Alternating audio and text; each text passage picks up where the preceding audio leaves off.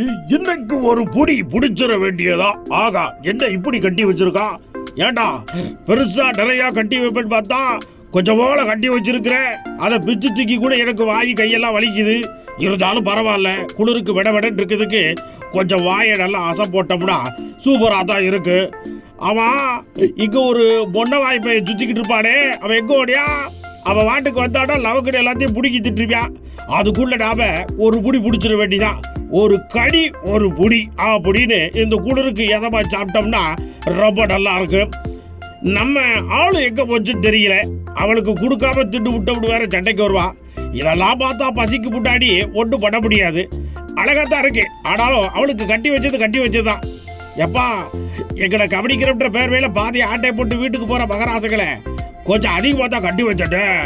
இப்படி கொஞ்சம் போல கட்டி வச்சுக்கிட்டு எங்க வயிற்று பாவம் கூட சும்மா விடாதாமா. ஒழுங்கு மரியாதை அடுத்துட்டு வரும்போது நல்ல நிறைய அச்சு வீட்டா இலகுவா சாப்பிட மாதிரி கொண்டு வாங்க கூட.